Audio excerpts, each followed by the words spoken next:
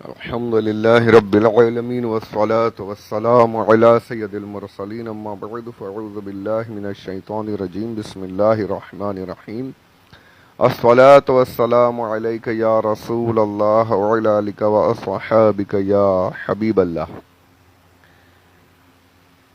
3 ذوالحجہ 1441 ہجری 25 جولائی 2020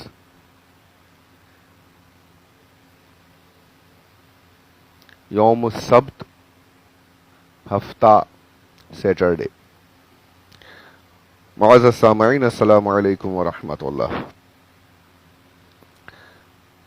بزرگوں کے واقعات کے اس سلسلے میں حضرت عمر فاروق رضی اللہ تعالیٰ عنہ کے حالات زندگی پر کچھ باتیں عرض کر رہا ہوں۔ آپ کی خلافت کا دور حضرت علی رضی اللہ تعالیٰ عنہ ایک رات میں خواب دیکھتے ہیں کہ حضور اکرم صلی اللہ علیہ وآلہ وسلم مسجد نبوی شریف میں نماز پڑھا رہے ہیں، آپ بھی جماعت میں شامل ہیں۔ نماز کے بعد میرے آقا صلی اللہ علیہ وآلہ وسلم مسجد کی ایک ستون سے ایک دیوار سے ٹیک لگا کر بیٹھ گئے۔ اتنے میں ایک عورت آتی ہیں اور حضور کی خدمت میں کھجوریں پیش کرتی ہیں، کھجوروں کا تھال پیش کرتی ہیں۔ سرکار صلی اللہ علیہ وآلہ وسلم ان کھجوروں کو قبول فرما کر ایک کھجور حضرت علی کو دیتے ہیں اور باقی کھجوریں تمام جو دوسرے صحابہ بیٹھے ہیں ان کو بانٹنے کے لیے دے دیتے ہیں۔ حضرت علی رضی اللہ تعالیٰ عنہ سرکار سے کھجور لے کر اس کھجور کو کھاتے ہیں۔ اتنے میں آپ کی آنکھ کھل جاتی ہے، آپ محسوس کرتے ہیں کہ آپ کی زبان پر اس کھجور کی مٹھاس جاگنے کے بعد بھی موجود ہے۔ سبحان اللہ۔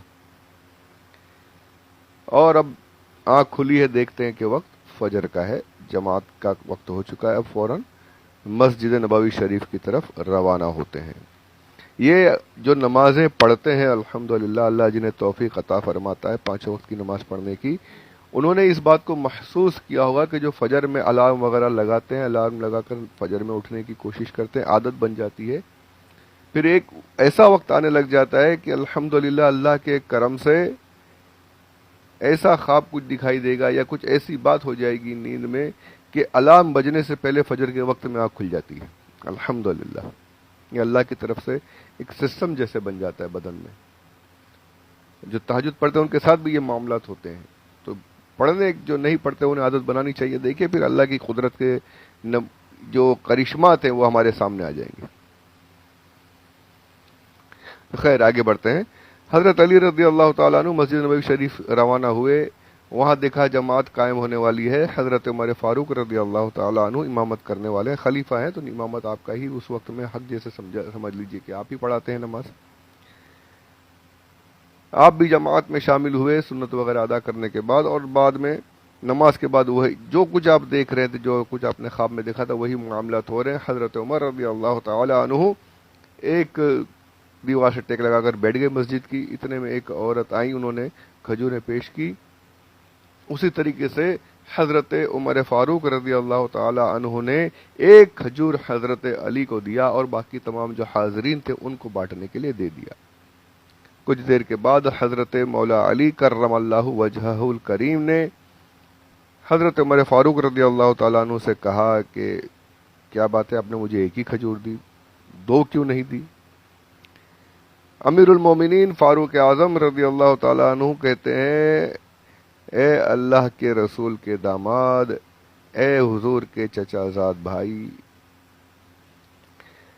اے علی، میں نے تمہیں ایک کھجور اس لیے دی کہ جب حضور اکرم صلی اللہ علیہ وآلہ وسلم نے دوسری نہیں دی تو میں کیسے دے سکتا تھا، جب حضور نے ہی ایک دی تو میں کیسے اس سے زیادہ دے سکتا تھا۔ سبحان اللہ، سبحان اللہ۔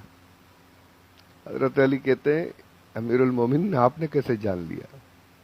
ارشاد فرماتے ہیں کہ حضور صلی اللہ علیہ وسلم نے خود فرمایا ہے کہ مومن جو ہوتا ہے اللہ کے نور سے دیکھ لیتا ہے، اس سے کوئی بات چھپی نہیں رہتی۔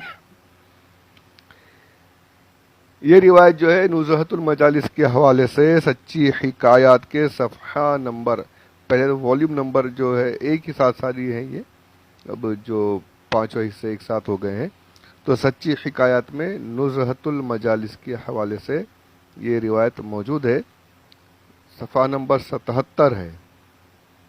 77۔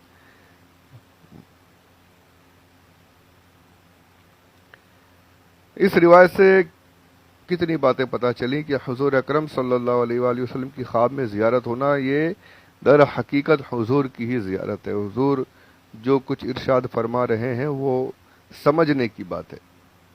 بہت سے ایسا ہوتا ہے کہ خواب نظر آتے ہیں اور کچھ ایسی باتیں ہوتی ہیں جو ہم سوچ نہیں سکتے کہ یہ میں ایسا کروں گا حضور کے ساتھ، یا حضور کے ساتھ ایسے معاملات ہوں گے، نہیں ہے، تو اس کے تعبیلات کرنی پڑتی ہے، اس کی تعبیر پتہ کرنی پڑتی کیا ہے۔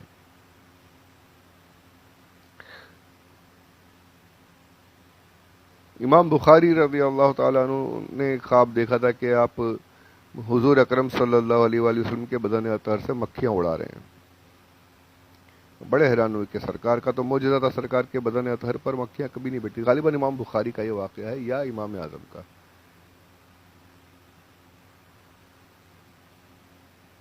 بڑے حیران ہوئے کہ یہ مکھیاں تو سرکار کے بدن پر کبھی بیٹھی ہی نہیں، اور میں خواب میں دیکھ رہا ہوں کہ مکھیاں آ رہی ہیں اور میں مکھیوں کو اڑا رہا ہوں۔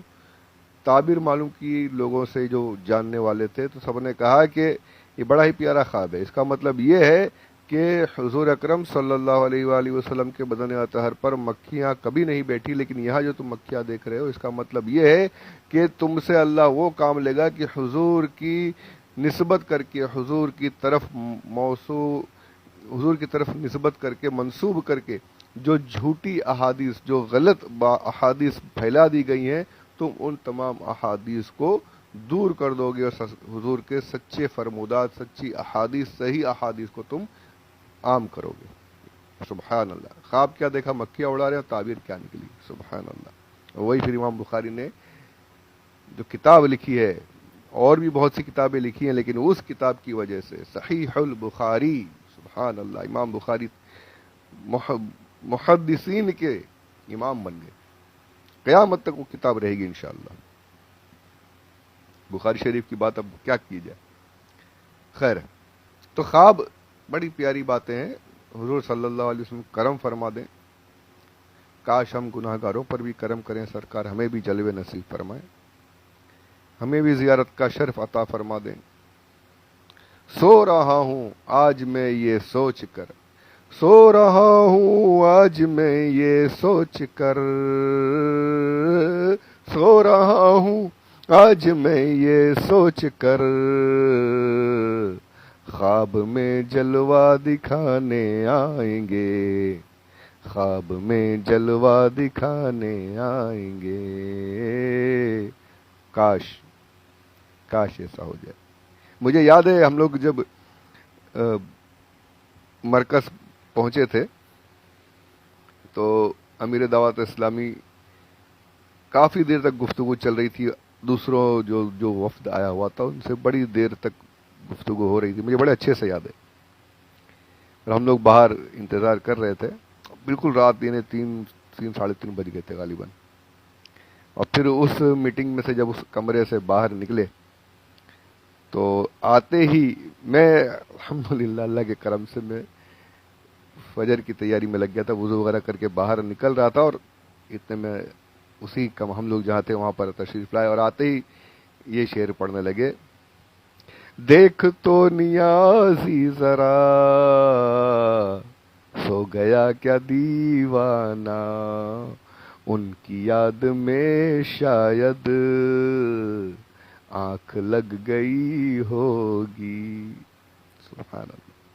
تو یہ اشعار مجھے اس لیے بول رہا ہوں کہ یہ عاشقوں کا جو سونا ہوتا ہے نا، جو اللہ والے جو ہوتے سوتے بھی ہیں تو ان کے دلوں میں یہی تڑپ ہوتی کہ کاش میں سو جاؤ اور سونے میں میری قسمت جاگ اٹھے، میرے آقا صلی اللہ علیہ وآلہ وسلم اپنی زیارت سے نواز دیں، میری آنکھیں سو جائے اور تقدیر جاگ اٹھے۔ سبحان اللہ۔ کاش ایسا ہو جائے، کاش حضور کرم فرمائے۔ یہ تڑپ ہر امتی میں تڑپ ہونی چاہیے کہ میرے آقا صلی اللہ علیہ وآلہ وسلم، میرے ہر چیز کے مالک میرے سرکار مجھے اپنا جلوہ دکھا دیں۔ تڑپ ہر ایک میں ہونی چاہیے۔ آج لوگوں کو دوسری طرف اب ذہن چلا گیا ہے، مدینہ سے ہٹ کر ذہن کہیں اور پہنچا دیا گیا ہے، اسی لیے تو پستی میں ہے۔ کاش ہمارا ذہن اسی طرف ہو جائے، مدینہ المنورہ، مدینہ ہو جائے تو انشاءاللہ پھر دیکھیے کیا ہماری زندگی میں تبدیلیاں آتی ہیں.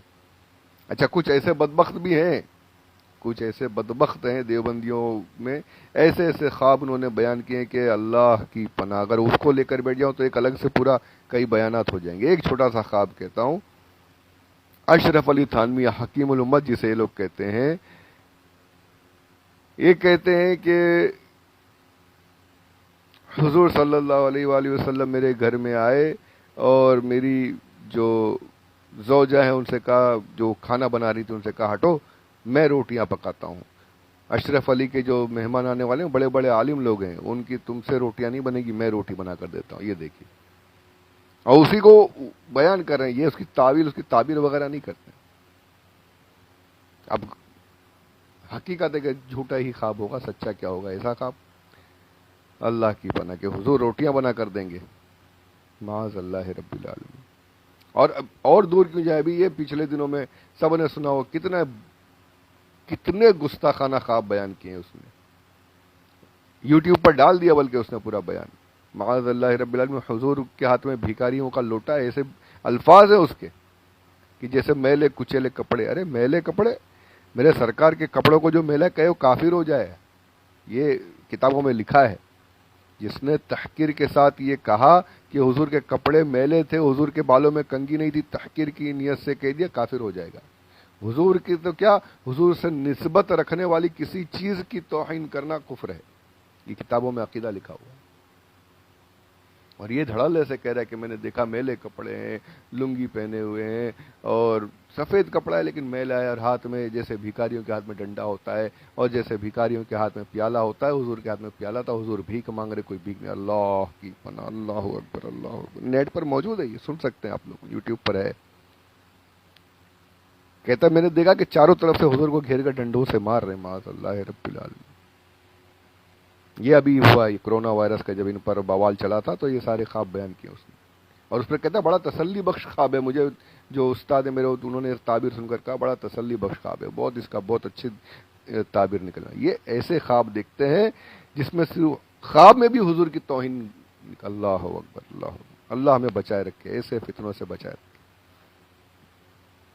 ایسے فتنوں سے پروردگار محفوظ فرمائے، ہمارے ایمان کی حفاظت فرمائے. بولنا کچھ اور چاہ رہا تھا، بات کہیں سے کہیں چلی گئی، وقت ہو گیا ہے. تو عرض یہ کرنا ہے کہ، اور وہاں پر دیکھیے حضرت عمر فاروق رضی اللہ تعالیٰ عنہ بغیر بتائے جان رہے ہیں. تو مومن کا جو مومن کی شان ہے کہ اللہ کے نور سے دیکھتا ہے، وہ ویسا ایمان اگر ہمارے اندر آ جائے نا تو پھر کچھ چھپنا نہیں ہے. یہ میں نے مشاہدہ کیا، میرا اپنا مشاہدہ بھی ہے. میں نے ایسوں کو دیکھا ہے، ملاقات کی ہے کہ جو بولنے سے پہلے میرے دل کی بات ان کے زبان سے نکل رہی تھی. میں جو سوچ ابھی چاہتا ہوں کہ بولوں گا اس سے پہلے وہاں سے جواب آ رہا ہے. ایسے ملاقات کی ہے میں نے. میرے سرکار حضور احسن العلماء رحمۃ اللہ تعالی علیہ، ان کے ساتھ بھی میرے ایک دو واقعات ایسے ہوئے ہیں الحمدللہ. تو اللہ والے موجود ہیں آج بھی کہ جن کو اللہ وہ نظر عطا فرما دیتا ہے. ہر ایک کر سکتا ہے، ہر ایک. اب بات یہ ہے کہ وہ ایمان، وہ مقام حاصل کرنا پڑے گا، اس مقام پر پہنچنا پڑے گا کہ نظر اٹھے تو پھر زمین کی گہرائیاں اور آسمان کی بلندیاں نظر آ جائیں. اللہ نے مومن کی شان یہ عطا کی ہے. میں اس کی آنکھیں بن جاتا ہوں جس سے وہ دیکھتا ہے، میں اس کے کان بن جاتا ہوں جس سے وہ سنتا ہے. یہ حدیث پاک ہے. اور حضرت عمر فاروق رضی اللہ تعالی عنہ کا مصلی رسول، جہاں پر حضور صلی اللہ علیہ وآلہ وسلم نماز پڑھا رہے ہیں، وہاں نماز پڑھانا، صحابہ کا، تابعین کا، ان کے پیچھے جماعت کے ساتھ نماز پڑھنا، یہ ثابت کرتا ہے کہ حضرت عمر فاروق رضی اللہ تعالی عنہ کی خلافت پر تمام صحابہ کا، تمام تابعین کا، جتنے وہاں موجود تھے، سب کا اتفاق تھا. سب آپ کی خلافت سے راضی تھے، کوئی اس کے خلاف نہیں تھا. یہ خلاف ہونے والے آج پیدا ہوئے ہیں، آج کہتے ہیں یہ غلط ہے. تو یہ ہمارے جو عقائد ہیں، ہمارے جو تمام باتیں ہیں، جو ہماری محبت ہے، وہ حق ہے. جو بھی صحابہ کے خلاف، کسی بھی صحابی کے خلاف جائے گا وہ مومن نہیں ہو سکتا. اگر کفر کر دے گا اور اگر گستاخیاں بکنا شروع کر دے گا تو پھر اس کے ایمان کا خطرہ ہے. تو اللہ ہمیں گستاخوں سے، بے ادبوں سے محفوظ فرمائے. بات بہت، ایک ہی واقعے میں وقت نکل گیا، کافی کچھ میں نے کہہ دیا، ضروری باتیں تھیں اس لیے کہہ دی. انشاءاللہ اس کے آگے کے واقعات آگے سماعت کریں گے انشاءاللہ عز و جل.